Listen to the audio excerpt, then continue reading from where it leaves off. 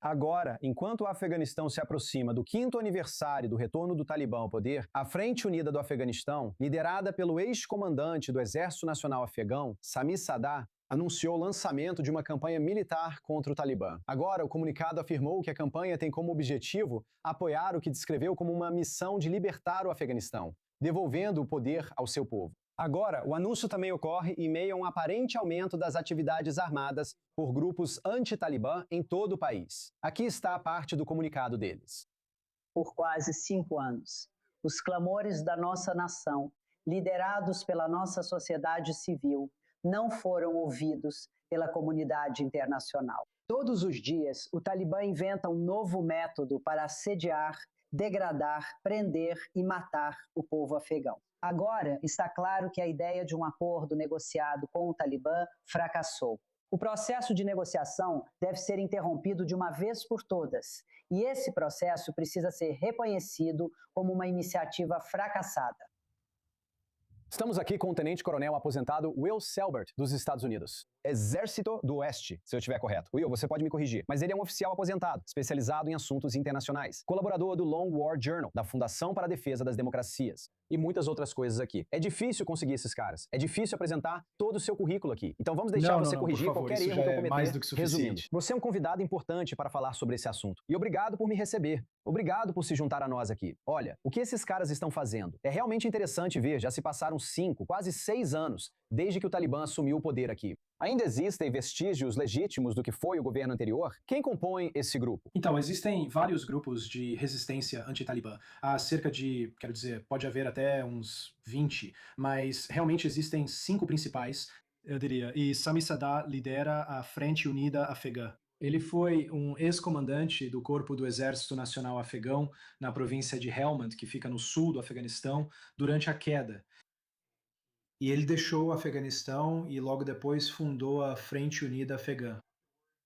Ele vem dando indícios de iniciar operações há cerca de 5 anos. E então começou em agosto e realizou cerca de 17, 18 ataques desde o início do mês. Agora, ele conta com o apoio de outras organizações, como a Frente Nacional de Resistência, liderada por Ahmad Massoud, e a Frente de Liberdade Afegã, liderada por um ex-chefe do Estado-Maior, Yassir Zia. Mas o importante para Sami Sadr é que ele é um pashtun, e essa é a etnia dominante no Afeganistão. E ele também começou seus ataques no sul do Afeganistão, na província de Kandahar, que é a terra natal espiritual do Talibã. Então isso é significativo por esse motivo. E vimos uma expansão dos ataques anti-Talibã em agosto, muito provavelmente por causa do 5º aniversário da queda de Cabul, que foi em 15 de agosto. Olha, eu sei que para muitos americanos, e eu me incluo nisso, quer dizer, chega a dar arrepios pensar nisso, sabe? Nesse campo de batalha aqui no Afeganistão e no que eles estão enfrentando com o Talibã. O que sabemos sobre quem está apoiando esse grupo e, sabe, por que essa longa declaração estava em inglês? Sabe, quem é o público-alvo? Sim.